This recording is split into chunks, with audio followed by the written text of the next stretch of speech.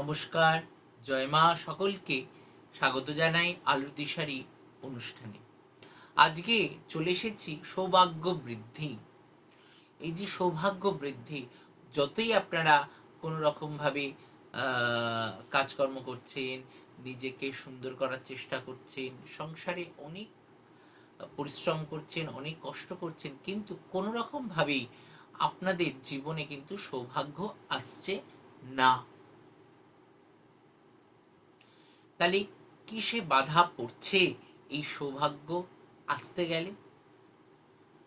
তার জন্যে আপনাদের কিন্তু একটি বিষয় মাথায় রাখতে হবে যে আপনাদের ঘর, যে বাড়িতে আপনারা বাস করছেন, সেই বাড়ি পরিষ্কার পরিচ্ছন্ন করে রাখতে হবে। কোনো রকম ধুলো, ময়লা এবং অপ্রয়োজনীয় কোনো বস্তু আপনারা বাড়িতে রাখতে পারবেন না।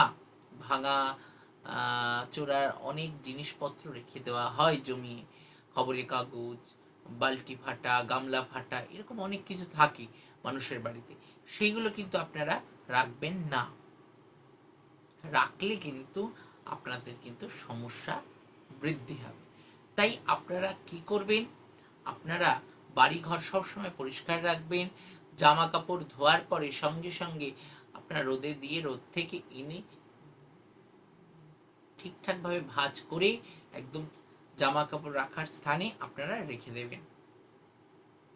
তাহলে আজকে সৌভাগ্য বৃদ্ধির জন্য কি করবেন? একটি ভোজ পাতা নেবেন, তার মধ্যে ডালিমের কলম দিয়ে কুমকুম দশকর্মের দোকানে গিয়ে ভোজ পাতা এবং কুমকুম কিনবেন, এবং ডালিম গাছের কলম নিয়ে সেই কুমকুম গোলাপ জল দিয়ে গুলিয়ে নেবেন।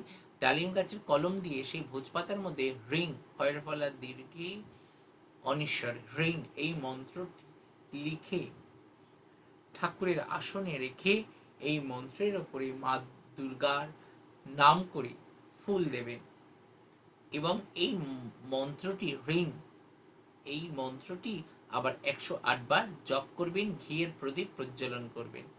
এটি যে কোনো মঙ্গলবার অথবা শনিবার থেকে আরম্ভ করবেন এবং টানা করতে থাকবেন।